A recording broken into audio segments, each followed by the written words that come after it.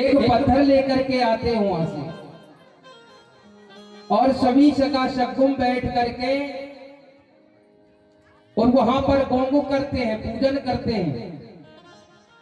अब इस व्यवस्था को छोड़ दिए, ना तो जीवा लाते हैं ना वो पत्थरिया लाते हैं, घाट से नहीं लाते हैं। फिर वहां पूजन किसकी करते हो? देवता किसको बनाते हो? जो देव बनाने की आपकी व्यवस्था है वो कहां करते हो? नहीं करते हो। तो यही तो आपके भूत बन गए, क्योंकि उनको तो अपने स्थान दिया ही नहीं है। बताइए, नहीं दिया उनको स्थान। घाट से जब जाते, घाट से पत्थर लेकर के आते हैं और आकर के जो देव काज होता है वहां पर उस पत्थर को रखा जाता है। जो जीवा आप पकड़ करके लाते हो उस जीवा को भी वहीं उस गोंगो में, उस देव काज में रखा जाता है और वहां पर सब लोग पूजन करते हैं, गोंगो करते हैं। आज आप गोंगो करते हो, कौन करता है गोंगो? सिर्फ वो घर परिवार वाले, बाकी के काय के लाने जाते हो? रसगुल्ला खाने के लिए, बस इसी में मस्त हो जाएंगे भी। तो जो वहां के उस परिवार के उस गोंगो में जो सम्मिलित हुए हैं, सिर्फ उनको नारियल भेंट देंगे, तिलक लगाएंगे। जहां आपको काम करना चाहिए वहां तो आप झांकेंगे भी नहीं। बताइए, करते हो क्या? जबकि मेन काम हमारा वहां का है। घर वालों को लगे ना लगे, लेकिन वहां हमारा मान सम्मान होना चाहिए। जब हम पत्थर रखेंगे और उस जीवा को रखेंगे तो उस पत्थर को देव स्वरूप समझ करके और उस जीवा को देव रूप समझ करके हमारा सगा शगुन उसका गोंगो करता है, पूजन करता है। और सब सगा शगुन जब पूरा कार्य कर लेता है, उसके बाद में भूमिका उस पत्थर को लेकर के और उस जीवा पेन को लेकर के, जो जीव आप नदी से पकड़ करके लाए हैं, उस पत्थर को वहां कहा जहां आपने वो चौतरा बनाया था वहां पर रखेगा उस पत्थर को, और उस जीवा को जहां से पकड़ करके लाया था वहीं उसकी विदा करके आएगा, नदी में छोड़ करके आएगा। ये भी एक रहस्य है, लेकिन इन व्यवस्थाओं को हम छोड़ चुके हैं। अब इस पत्थर को वहां रखने का मतलब क्या है? ये तो आपने कर दिया, फिर वो देव कैसे बना, कैसे बनाया देव? तो उस व्यवस्था को तो धीरे धीरे छोड़ते जा रहे हैं। बस यहाँ सुहागपुर क्षेत्र में भर चल रही है जो देव व्यवस्था कहते, देव चढ़ने की, देव खला जाने की। बाकी इधर पूछो तो पता ही नहीं है देव खला होता क्या है। आपकी व्यवस्था कोई तीर्थ धाम नहीं है। आपके लिए सिर्फ वही देव चढ़ने की व्यवस्था ही आपके लिए तीर्थ धाम है। अपने जीवन में एक बार देव चढ़ जाइए, देव खला में पहुंच जाइए, आपके पूरे जीवन के तीर्थ वही हो जाएंगे। वहां जाकर के और हमारे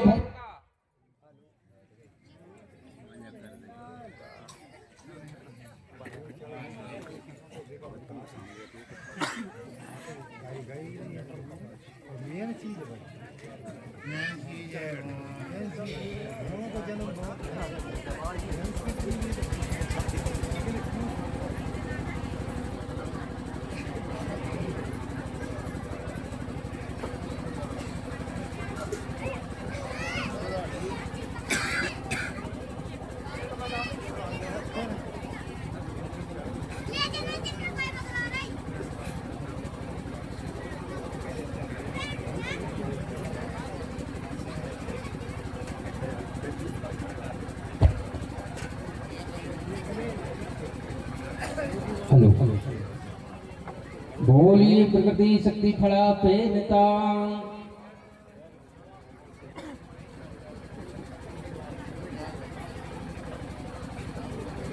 तो जब देव खला जाते हैं तो जो पत्थर आपने वहां पर चौतरा में रखा हुआ था उस पत्थर को लेकर के फिर देव में जाते हैं। वहीं जाकर के बूढ़ा देव में उसको सम्मिलित कर दिया जाता है। जैसे पितृ शक्ति का है तो उसको बूढ़ा देव में मिला दिया जाता है, और मातृ शक्ति का है तो उसको शक्ति गाय में मिला दिया जाता है, सम्मिलित कर दिया जाता है। ये आपकी व्यवस्था है, लेकिन उस व्यवस्था को धीरे धीरे हम छोड़ते चले जा रहे हैं। तो ये नहीं होना चाहिए। तो चलिए, तो हमारी आज की चर्चा हो गई, लेकिन जो विस्तार हमने कल छोड़ा था, जो व्यवस्था हमने कल छोड़ी थी, तो कल आपने देखा कि इन 33 सगा देवताओं को देव बाबा कुपार ने जब उस गुफा से बाहर निकाला और गुफा से बाहर निकाल करके उनको जो उपाधि दी गई, जिस संख्या में उनको बैठाला गया, उसके बारे में कल मैंने बताया था कि जैसे 5 भूमिका है तो 5 भूमिकाओं को क्या उपाधि दी गई है? नेगी, जोगी, दोषी, पाणे, प्रधान। ये 5 की जो व्यवस्था है, नेगी, जोगी, दोषी, पाणे और प्रधान, ये मैंने आपको कल बताया था। अब इसी में दिन रात, पक्ष, अंधियारी, उजियारी और ये 7 की गणना, काल गणना जो तैयार की कुपार बाबा ने, वो गणना भी मैंने आपको बता दिया कि एक ऐसी संख्या है जो 100 की गिनती में 21 बार आती है। इस व्यवस्था को मैंने बताया और आपने ध्यान पूर्वक सुना भी। अब यहां से देव बाबा कुपार ने उनको सेमल वृक्ष के नीचे लुड़कियां पहना करके, कर्ण छेदन करके, कान छेद करके और शिक्षा दीक्षा देने का काम किया। तो सेमल के झाड़ में देखना आप, एक पत्ती से लेकर के एक डंठल में 12 पत्ते पाए जाते हैं। एक ही डंठल में 12 पत्ते पाए जाते हैं सेमल की झाड़ में। तो उसी सेमल की उस टहनियों पे, उस डाल पर इन सगाओं को बैठाला गया और इनको पांगोटी दी गई, कलर दिया गया। तो कलर दिया गया तो 7 रंग का जो कलर दिया गया, ये आप देख रहे हैं, झंडा दिख रहा आपको, ये कोई राजनीति का झंडा नहीं है, ये तुम्हारा गोंडी धर्म का झंडा है। जैसे एक देवबाला अगर है तो उसका कलर देव बाबा कुपार ने आसमानी कलर दिया है। 2 देवबाला है तो उसका कलर सिंदूरी दिया है। 3 देवबाला है तो उसका कलर जामुनी दिया गया है। 4 देवबाला है तो उसका कलर लाल है। 5 देवबाला है तो उसका मिट्टू कलर है। 6 देवबालों का हरा कलर है और 7 देवबालों का पीला कलर है। अब ये सफेद कलर में ये 7 रंग चढ़े हुए हैं, इसका क्या कारण है?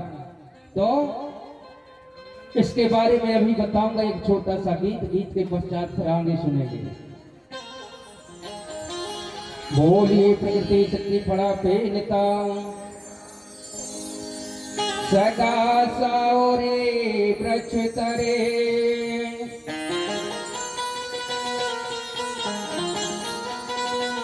पायो लिंगो सत्य ज्ञानो,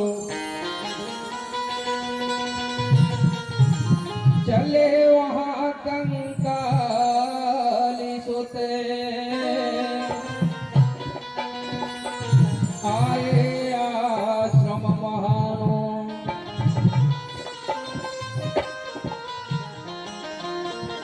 तो उनको जो कलर दिए गए उसके बारे में, ध्वजा सतरंगी,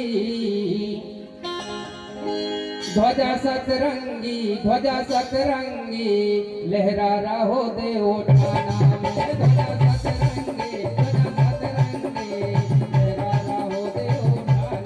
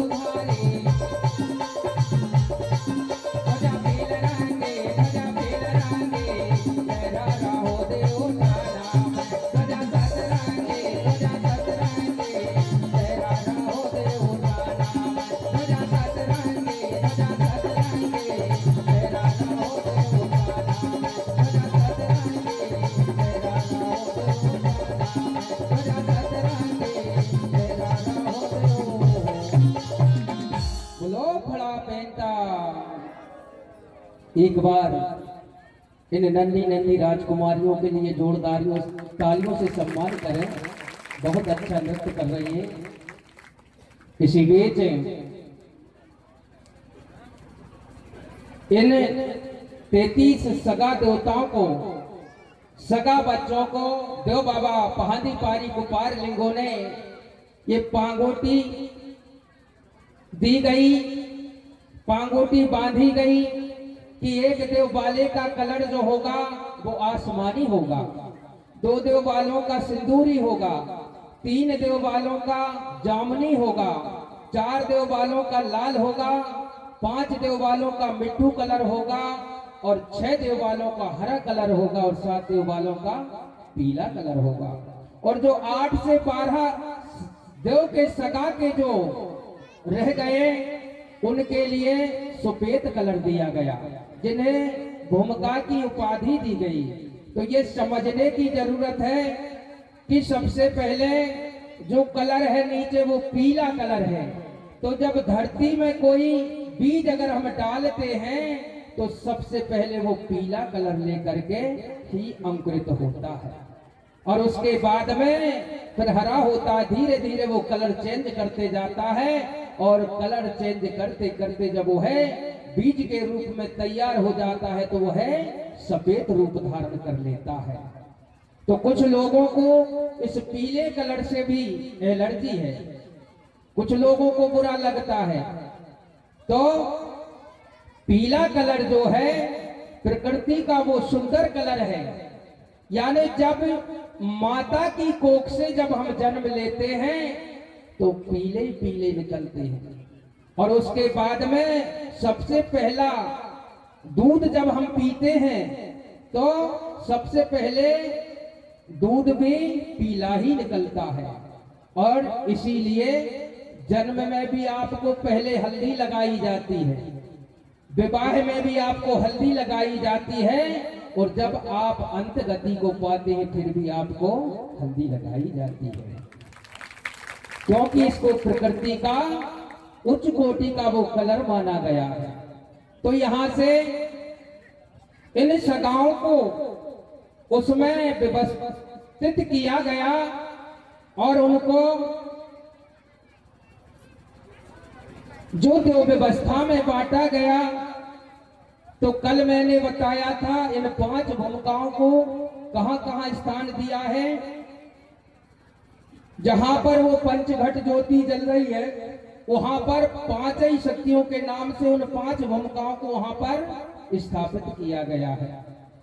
अब यहां से मान लीजिए हमारे सगा 7 देवबाले जो हैं, 7 देवबालों के जो देव है उनका पहला देव है धनबा गोंगो और धनबा गोंगो ने ब्रोमन धातु में अपना स्थान पाया है।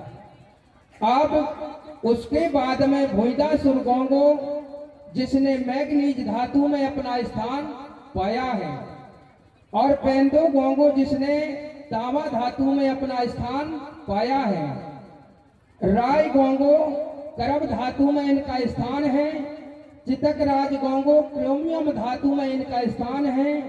भूमि भोटाल गोंगो इनका चांदी में इनका स्थान है, और आखिरी में घंटा गोंगो इनका सोना धातु में इनका स्थान है। और 7 देवबालों का जो भूमिका है वो तुरपुराय भूमिका है। इस प्रकार से ये 7 देवबालों के देव की जो व्यवस्था है, ये 7 धातुओं उनके देव में लगती हैं। यानी इन 7 धातुओं के आपके देव बनते हैं, और कोई हाथ पैर वाले नहीं बनते हैं। जो आपका गौड़ी लोहार होगा वो इनको आकार देगा। तो कोई भाला होता है, कोई बर्ची होता है, कोई मुगदल होता है, इस प्रकार से कोई त्रिशूल होता है, कोई खाड़ा होता है, इस प्रकार से उनको आकार दिया जाता है। इसी प्रकार हमारे 6 देवबालों के लिए धनबा गोंगो पहला देव, निकिल धातु में इनका स्थान है, और महेवदाल गोंगो यूरोनियम धातु में इनका स्थान है, और अपायुदाल गोंगो प्लेटिनम धातु में इनका स्थान है। टीपायुदाल गोंगो इनका स्थान 3 धातु में है। भंट्युदाल गोंगो मल्टीवल्डियम धातु में इनका स्थान है। कुंडाल गोंगो कैलिफोर्नियम धातु में इनका स्थान है, और इनका भूमिका मानकुश वाल भूमिका है। अब यहाँ पर कोई 4 देवबाले तो नहीं है, 4 देवबाले तो नहीं है, 5 देवबाले, 1 2 3 वाले तो है ही नहीं। तो ये हमारी व्यवस्था देव बाबा कुपार ने तैयार की है। तो इन्हें धातु में विभाजित किया, और धातु में विभाजित करने के पश्चात कल मैंने आपको बताया था कि एक झाड़, एक पेड़, एक पक्षी, एक जंतु, 3 चीज आपकी टोटम व्यवस्था में है। तो टोटम व्यवस्था में उन 3 चीजों का हमारा सगा समुदाय परिपालन करता है। उस आधार पर उसका वो पालन करता है। एक झाड़ को नहीं काटता है, एक जानवर को नहीं मारता है, और एक पक्षी को नहीं मारता है। ये 3 चीजें उसकी व्यवस्था में, उसकी टोटम व्यवस्था में आई हुई है। तो कल मैंने बताया था इस बात को। तो ये जो आपकी गोत्र व्यवस्था जो देव बाबा कुपार ने तैयार की है, वो इस प्रकृति को देख करके ही की है।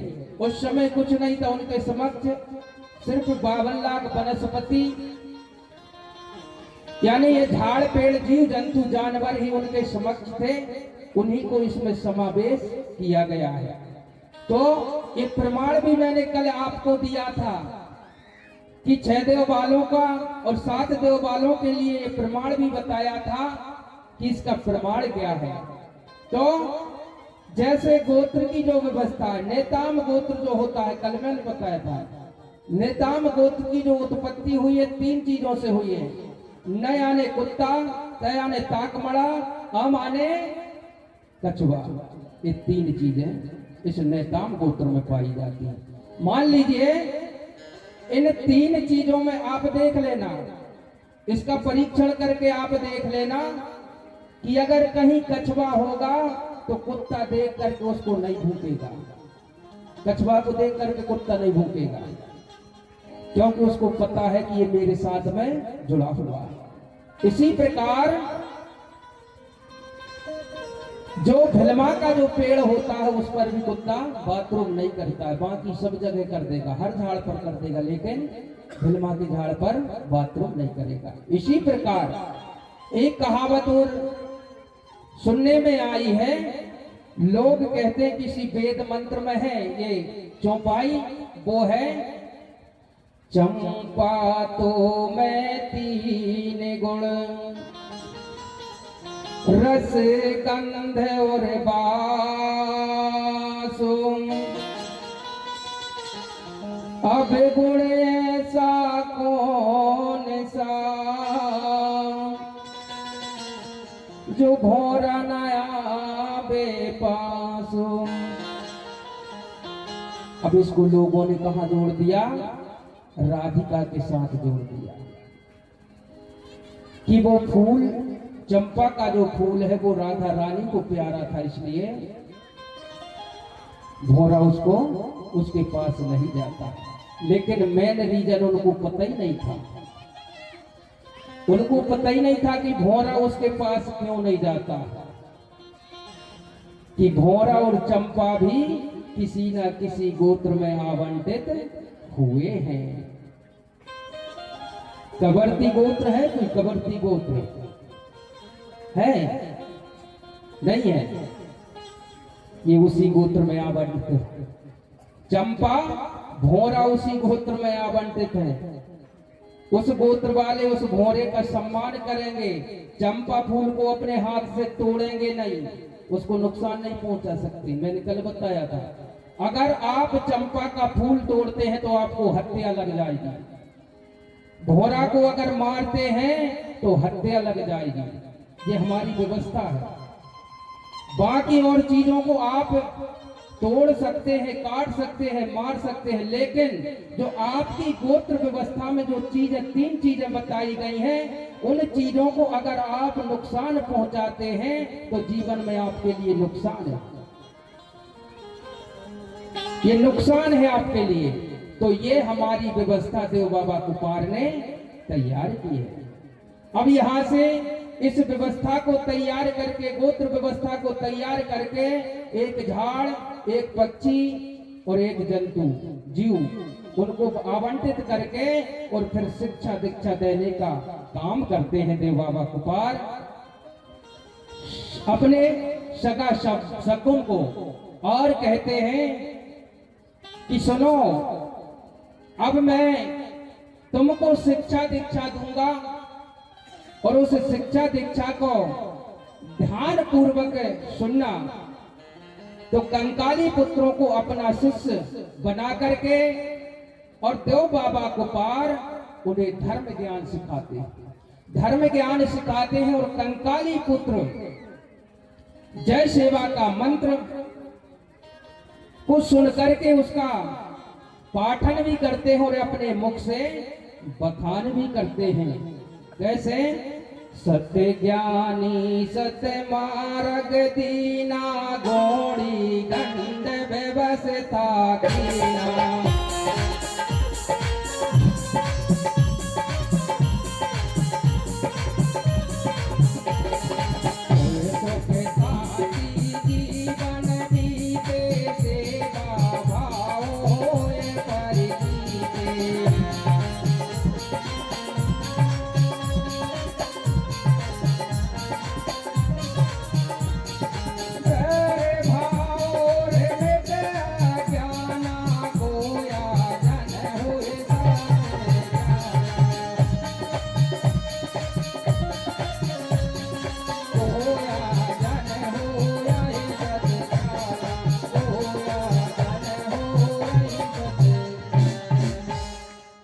देव बाबा कुपार कंकाली पुत्रों को सत्य ज्ञान और सत्य मार्ग को बताने लगे, सत्य रास्ते पर चलने को सिखाने लगे। गौड़ी जनों की व्यवस्था, क्रिया, समाज में सुख शांति पूरक जीवन व्यतीत हो और सेवा की भावना बढ़े, सेवा भाव बढ़े, उनमें आपस में प्रेम की भावना पैदा हो, आपस में बैर भाव मिटे, अज्ञानता मिटे और सत्य ज्ञान गौड़ी जनों में आए। जो प्रकृति में महाशक्ति समाई हुई है, जिसे प्रकृति शक्ति बड़ा पेड़ या बड़ा गौ कहते हैं, उसका हमेशा ध्यान लगा करके स्मरण करते हैं। जिन्हें ब्रह्म शक्ति बड़ा दो कहते हैं, उनका अपने काम की सफलता के लिए जोहार बंदन करते हैं, नमन करते हैं और चंदन बंदन अर्पण करते हैं। बड़ा देव जी निश्चय ही सहायता करते हैं। जो प्रकृति को नियंत्रण करने वाली जो शक्ति है, उसको नियंत्रण में रखते हैं। परम शक्ति बड़ा दो कोई स्मरण करे जिससे सभी कार्य सफल होंगे। और जो समाज में अनेक नामों से जानते हैं, फड़ापेन, सजोरपेन, हजोरपेन इत्यादि अनेक नामों से पुकारते हैं, परम शक्ति बड़ा देव का चिंतन मनन और ध्यान करते हैं, जिससे संसार में तुम सत्य ज्ञान को प्राप्त करोगे। तब शिष्य कंकाली पुत्र गुरुदेव कुपार लिंगो जी से पूछने लगे कि हे देव बाबा, आप सत्य ज्ञान विस्तार पूर्वक कहिए, बताइए। तब गुरु देव कुपार लिंगो जी सर्वोच्च शक्ति बड़ा देव का ध्यान लगाए, जिससे देव गुरु लिंगो जी सर्वोच्च शक्ति आनंद को प्राप्त किया। फिर अपने शिष्यों को समझाकर कहने लगे कि हे पुत्रों, तुम ध्यान लगा करके सुनो। प्रकृति का पूर्ण रूप से सभी संसार में कुल आधार बड़ा देव है, जिनके शल्ला और गांगरा शक्ति अंग हैं, जो संसार में क्रिया प्रतिक्रिया करते हैं। समस्त पुकराल जगत में जो शक्ति समाई हुई है, वही सर्वोच्च शक्ति बड़ा देव है, वही बड़ा देव कहलाता है। लिंगो जी के शिष्य फिर बोले, हे गुरुदेव, हम आपको सेवा जोहार कहते हैं, लेकिन हमें ये बताइए कि ये फड़ापेन बड़ा देव क्या है, इसके बारे में बताइए। हमको भी पता होना चाहिए कि हम फड़ापेन या बड़ा देव कहते किसको है। तो देव बाबा कुपार समझाते हैं कि सुनो पुत्रों, हम फड़ापेन बड़ा देव शक्ति को कहते हैं, जो शक्ति हर जीवा प्राणी के अंदर पाई जाती है, जिसे हम सर्वोच्च शक्ति फड़ापेन सजोरपेन कहते हैं। वह शक्ति हर मानव प्राणी के अंदर विराजमान है, लेकिन उसे हम पहचानते नहीं। तो देव बाबा कुपार अपने सगा शिष्यों को इस प्रकार से समझाते हैं। तो सगा शिष्य कहने लगे कि हे देव बाबा कुपार, बताइए फड़ापेन की महिमा के बारे में, उसके अगूढ़ रहस्य के बारे में बताइए। तो देव बाबा कुपार कहने लगे, सुनो शिष्यों, हमें उस फड़ापेन को समझना है तो सबसे पहले अपने माता और पिता को समझना पड़ेगा, क्योंकि अगर कोई हमारे लिए फड़ापेन है, बड़ा देव है, तो वो हमारे माता और पिता है। तो फिर बच्चों ने पूछा, अगर वो हमारे लिए हमारे फड़ापेन है, हमारे बड़ा देव हैं, तो फिर उनके फड़ापेन, उनके बड़ा देव कौन? तो देव बाबा कुपार ने कहा, सुनो शिष्यों, जैसे तुम्हारे माता पिता तुम्हारे फड़ापेन बड़ा देव हैं, इसी प्रकार उनके माता पिता उनके फड़ापेन उनके बड़ा देव हैं। यानी दादा के दादा, दादा के दादा, इस प्रकार से ये प्रकृति चलती जाएगी तो हम कहाँ पहुंच जाएंगे? सल्ला और गागरा पर। तो सल्ला और गागरा यानी ये एक शक्ति जिसे हम प्रकृति शक्ति कहते हैं, उसी के दो पार्ट हैं, जिसको हम धन शक्ति और ऋण शक्ति के नाम से जानते हैं। ऊना शक्ति और पूना शक्ति के नाम से जानते हैं। अब ये ऊना शक्ति और पूना शक्ति के समागम से ही उस शक्ति का निर्माण होता है, जिस शक्ति को हम जीव शक्ति कहते हैं। तो ये पांच शक्तियों के शक्तिकरण को हम फड़ापेन बड़ा देव कहते हैं। हे शिष्यों, अगर ये धरती नहीं रहेगी तो हम नहीं रह सकते। अगर अग्नि नहीं रहेगी तो हम नहीं रह सकते। पानी नहीं रहेगा तो हम नहीं रह सकते। वायु नहीं रहेगा तो हम नहीं रह सकते। ये पुकराल जगत नहीं रहे होगा तो हम भी नहीं होंगे। यानी इन 5 शक्तियों के शक्तिकरण को ही हम फड़ा पे बड़ा दो कहते हैं। और ये 5 शक्तियां हमारे शरीर के अंदर विद्यमान है। अग्नि शक्ति आपके शरीर के अंदर विद्यमान है।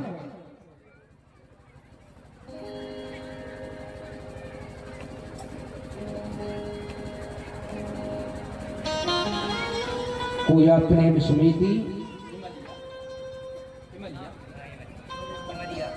कोया प्रेम समिति इमलिया, इनकी तरफ से 1100 रुपए की राशि इस कोया प्रेम कार्यक्रम के लिए दी गई है। और सेवा जोहार कोया प्रेम समिति केमधाना, इनकी तरफ से 1 पीपा तेल, 50 किलो आटा, 50 किलो आलू सब्जी और बाकी नुक्ति का प्रसाद बटेगा। और 500 रुपए इस कोया प्रेम समिति के लिए सप्रेम भेंट दिए गए हैं। और कमलेश सिंह जी परते सेमखेड़ा, इनकी तरफ से 100 रुपए और 10 किलो गेहूं इस कोया प्रेम समिति के लिए सप्रेम भेंट दिए गए हैं। तो मैं चाहूंगा फड़ापेन बड़ा देव से कामना करूंगा कि ऐसे दान दाताओं के तन में, मन में, धन में, घर में वास करें। जय सेवा, जय फड़ापेन, जय जोहार जोहार। तो देव बाबा कुपार अपने सगा शिष्यों को समझाते हैं, सुनो पुत्रों, हमारे शरीर के अंदर जब तक ताप है, गर्मी है, तब तक प्राण है। और अगर ये ताप, ये गर्मी निकल गई तो खेल खत्म हो जाएगा। इसी प्रकार हमारे शरीर के अंदर बाहर ये वायु हो रही है, और अगर ये वायु निकल गई तो फिर खेल खत्म। यानी हमारे लिए यही फड़ापेन है, यही बड़ा देव, इनसे बड़ा कोई देव नहीं है संसार में। सबसे पहले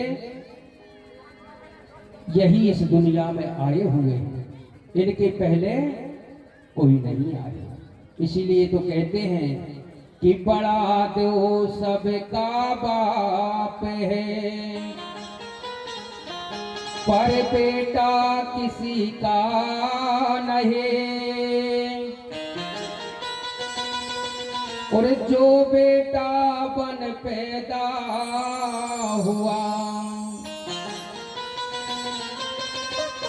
वही तो बड़ा देव नहीं। इस संसार में जिसे हम फड़ापेन कहते हैं, बड़ा देव कहते हैं, इस सबका बाप है, पर बेटा किसी का नहीं है। ना तो इनका जन्म होता है और ना मरण होता है। इनको किसी ने नहीं देखा, इनको किसने बनाया है, किसने इनको उत्पन्न किया है, किसी ने नहीं देखा। लेकिन इनके शक्तिकरण से ही सबका यहाँ वंश वेल विस्तार हुआ है। इसलिए कहा है कि बड़ा दो सबका बाप है, पर बेटा किसी का नहीं। और जो बेटा बनकर पैदा हुआ वही तो बड़ा दो नहीं। इस प्रकार से देव बाबा कुपार अपने शिष्यों को समझाते हैं। सुनते से प्रतिकर श्रवण और निज निज ध्यान लगाए। सीढ़ी श्रृंगार महमायव दे बहु देव बतायो। सभी शिष्य देव गुरु लिंगो जी से मीठी वाणी को अपना ध्यान लगा करके सुनते हैं, प्रेम पूर्वक सुनते हैं और बोले कि हे गुरुदेव, अब आप हमें श्री श्रृंगार पृथ्वी को बताइए, क्या है पृथ्वी। अपने शिष्यों के वचन को सुनकर के देव गुरु लिंगो जी प्रसन्न होकर बोले, प्रसन्न होकर के कहने लगे, देवलिंगो जी सभी को समझा रहे हैं कि हे प्रिय पुत्रों, आप अपने हृदय में धीरज धारण करके सुनिए। जो यह पृथ्वी अंडे के समान है, जहां पर अनेक जीव रहते हैं, यही धरती श्री श्रृंगार है, जहां पर अपार जीव जन्म लेते हैं। संसार में शल्ला और गागरा शक्ति है जो क्रिया प्रक्रिया करते हैं। तब अपने गुरु से शिष्य इस प्रकार बोले कि हे गुरुदेव, हमारे गांगरा कितने हैं। तो हे मेरे प्राणों के समान प्रिय पुत्रों, सुनो, ब्रह्मांड में गांगरा 12 गांगरा है जिन्हें ग्रह बोला गया है। तो 12 ग्रह देव बाबा गोपाल अपने शिष्यों को बताते हैं कि हे पुत्रों, इस धरती पर 12 ग्रह, लेकिन अभी तक हमको पता है, हमको बताया जाता है कि 9 ग्रह, लेकिन कोयापुने में दर्शन में 12 ग्रह बताए गए। 12 ग्रहों का यहां अनुसरण किया गया है और यही गांगरा कहलाते हैं जो मैंने सत्य ज्ञान के द्वारा इनका दर्शन किया है। देव गोपाल लिंगो जी शिष्य कहने लगे, हे गुरुदेव, आप हमें सत्य ज्ञान साधना करने का उपाय कहो कि कैसे सत्य ज्ञान साधना को किया जाता है। गुरुदेव गोपाल लिंगो जी बोले, हे प्रिय शिष्यों, बौद्धिक ज्ञानी और बौद्धिक ज्ञान के द्वारा ही सत्य ज्ञान को प्राप्त किया जाता है। इसमें ध्यान लगाने की जरूरत नहीं है, पूजा करने की जरूरत नहीं है। अगर आप पूजा कर ही रहे हो और आपका मन नहीं है तो फिर वो पूजा किस काम की, बताइए। जब आपका मन नहीं है, अगर आपके घर कोई भिखारी आता है और वो भीख मांगता है, जब आपका देने को मन नहीं है और वो जबरदस्ती आपसे भीख मांग रहा है, तो ना तो आपका देने का कोई मतलब है, ना उसका लेने का कोई मतलब है। इसमें हमारा ध्यान चाहना होता है। हम जो भी कर्म करें उसमें हमारा मन होना चाहिए, ध्यान होना चाहिए, हमारा बोध होना चाहिए कि हम जो कर्म कर रहे हैं, लोग उस फल की चिंता ना करें। फल हमको प्राप्त होता है कि नहीं होता है, लेकिन कर्म को करते जाना चाहिए, करते रहना चाहिए। इस प्रकार से देव बाबा गोपाल अपने सगा शिष्यों को, अपने पुत्रों को समझाते हैं, बताते हैं।